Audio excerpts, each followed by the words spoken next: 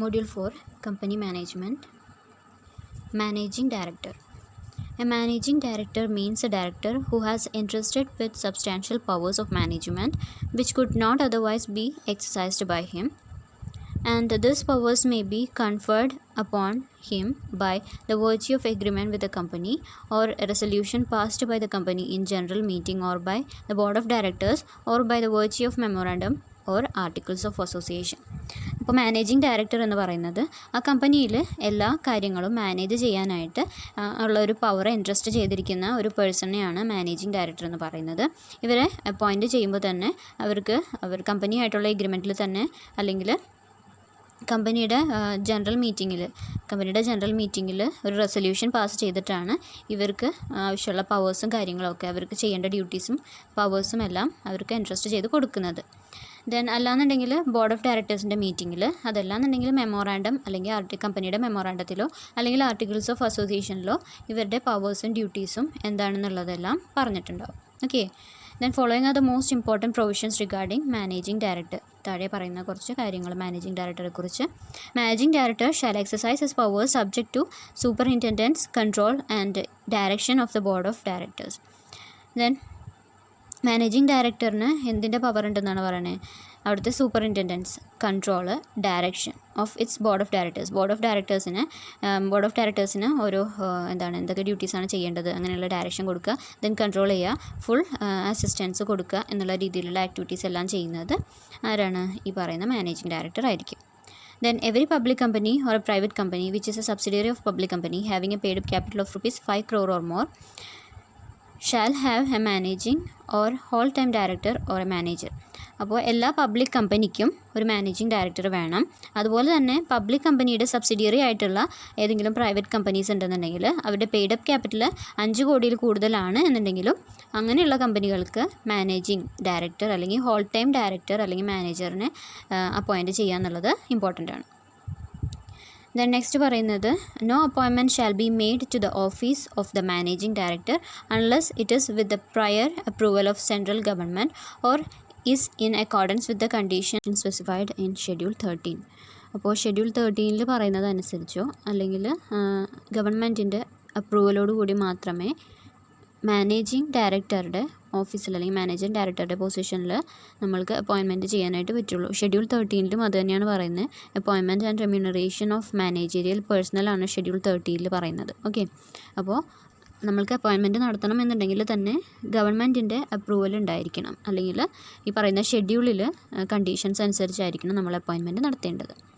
Then next വരുന്നത് any person can be appointed as a managing director in a public company or in a private company which is a subsidiary of a public company provided he is not holding the office of the managing director or the manager in any other company.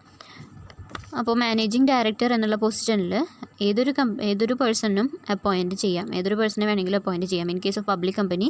അതുപോലെ തന്നെ public കമ്പനിയുടെ subsidiary ആയിട്ടുള്ള private കമ്പനിയിലും അങ്ങനെ appointment നടത്താം.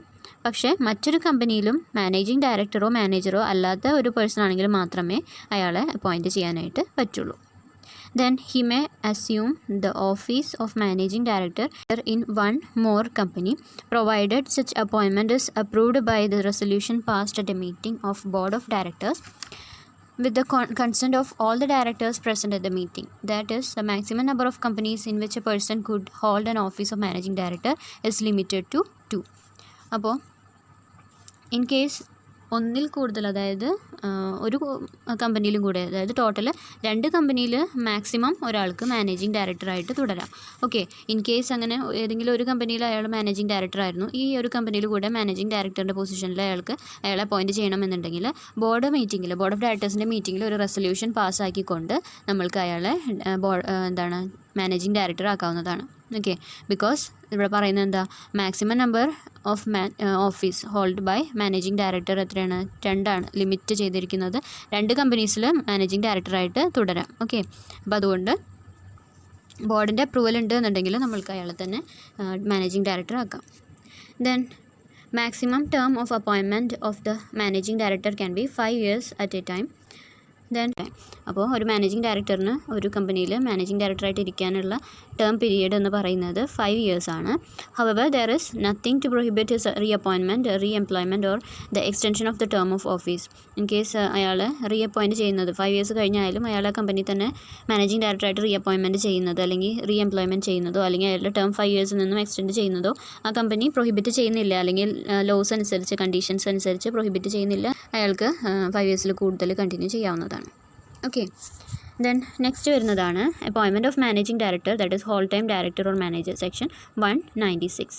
A company shall appoint a managing director, that is whole time director or manager only subject to certain provisions താഴെ പറയുന്നുണ്ട്. The provisions of section 197 which deals with the overall managerial remuneration. അപ്പോൾ appointment whole time ഡയറക്ടറിൻ്റെ അപ്പോയിൻമെൻറ്റിന് കുറച്ച് provisions ഉണ്ടെന്ന് പറഞ്ഞു. ഇവിടെ section 197 അനുസരിച്ച് അവരുടെ റെമ്യൂണറേഷൻ എല്ലാം കറക്റ്റായിട്ട് ഫിക്സ് ചെയ്തിട്ടുണ്ടാവണം. അതുപോലെ തന്നെ schedule 5 of companies act, that is schedule 5 provides a detailed list of requirements regarding the appointment of managing director, whole time director or manager. ഇനി രണ്ടാമത് പറഞ്ഞ ഷെഡ്യൂൾ 5 കമ്പനീസ് ആക്ടിൻ്റെ ഷെഡ്യൂൾ 5 അനുസരിച്ചുള്ള പ്രൊവിഷൻസ് എല്ലാം ഫുൾഫിൽ ചെയ്തിരിക്കണം. ദെൻ ഷെഡ്യൂൾ 5 എന്താ പറയുന്നത്, requirements regarding appointment of managing director. എന്തൊക്കെ requirement ആണ് ഒരു പേഴ്സണെ മാനേജിംഗ് ഡയറക്ടർ ആക്കാനായിട്ട് അല്ലെങ്കിൽ ഹോൾ ടൈം ഡയറക്ടർ ആക്കാനായിട്ടും മാനേജർ ആക്കാനായിട്ടും വേണ്ട റിക്വയർമെൻറ്റ് എന്തൊക്കെയാണെന്നുള്ളതിൻ്റെ ലിസ്റ്റ് അതിൽ കൊടുത്തിരിക്കുന്നതാണ് ഷെഡ്യൂൾ 5 ഓഫ് കമ്പനീസ് ആക്ടിൻ്റെ ഷെഡ്യൂൾ 5. അപ്പോൾ അതും നമ്മൾ കംപ്ലൈ ചെയ്തിരിക്കണം. Then the terms and the conditions of such appointment and remuneration payable shall be approved by the board of directors at the meeting.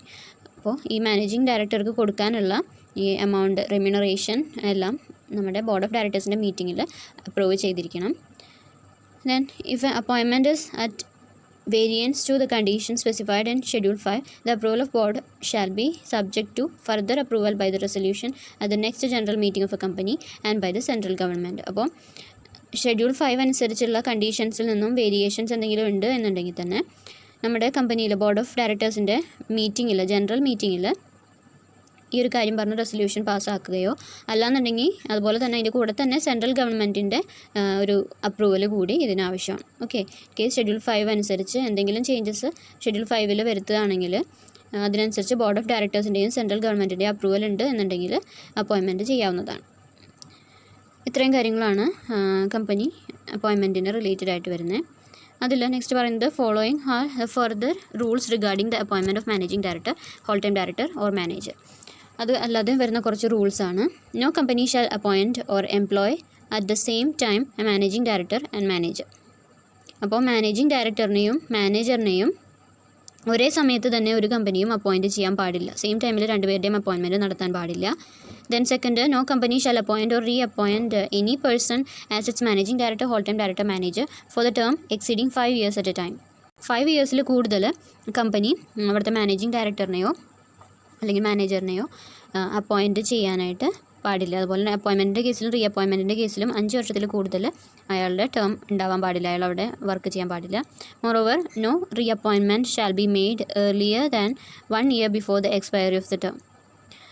അപ്പോൾ reappointment ചെയ്യുന്ന സമയത്ത് in case re appointment ചെയ്യുകയാണെങ്കിൽ തന്നെ അവരുടെ ഒരു ഫസ്റ്റ് 5 year ആണല്ലോ, ആ 5 year കഴിഞ്ഞതിന് 1 വർഷം മുൻപ് നമ്മൾ റീ അപ്പോയിൻമെൻറ്റ് ചെയ്യാനായിട്ട് പാടില്ല. Okay. No reappointment shall be made earlier than 1 year before the expiry of term. ഇപ്പോൾ 5 വർഷമാണ് പറഞ്ഞിട്ടുള്ളത്. ഇപ്പോൾ 4ാമത്തെ വർഷം ആകുമ്പോൾ അല്ലെങ്കിൽ 4ാമത്തെ വർഷം ആകുന്നതിന് മുൻപ് തന്നെ അല്ലെങ്കിൽ 4ാമത്തെ വർഷം കണ്ടിന്യൂ ചെയ്തുകൊണ്ടിരിക്കുന്ന സമയത്ത് തന്നെ അവരെ റീ അപ്പോയിൻറ്റ് ചെയ്യാനുള്ള പ്രൊസീഡിങ്സ് സ്റ്റാർട്ട് ചെയ്യാനായിട്ട് പാടില്ല. ഓക്കെ. ദെൻ നെക്സ്റ്റ് വരുന്നതാണ് no company shall appoint or continue the employment of any person as managing director, whole time director or manager who is, first one, below the age of 21 years or has attained the age of 70 years. അപ്പോൾ 21 yearsൽ താഴെയുള്ളവരും 70 years 70 വയസ്സിൽ കൂടുതലുള്ളവരെയും നമ്മൾ ഇങ്ങനെ ഡയറക്ടറായിട്ട് appoint ചെയ്യാനായിട്ട് പാടില്ല. Okay. Managing ഡയറക്ടറായിട്ട് appoint ചെയ്യാൻ പാടില്ല.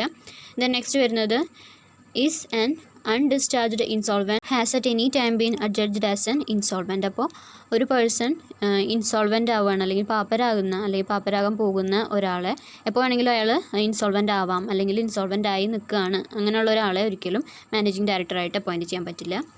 Then has at any time suspended payment to his direct creditors or make or has at any time made a composition with them. അപ്പോൾ ക്രെഡിറ്റേഴ്സിന് payment നടത്താൻ പറ്റാതെ വരുന്ന ഒരു കണ്ടീഷനിൽ അവർ വരികയാണെന്നുണ്ടെങ്കിൽ, അതായത് അവരുടെ കയ്യിൽ എമൗണ്ട് ഇല്ല, പൈസ ഇല്ല എന്നുള്ളൊരു സിറ്റുവേഷൻ വരികയാണെന്നുണ്ടെങ്കിൽ, ഡി പറയുന്നത് has at any time been convicted by the court of an offence and sentenced for a period of more than 6 months.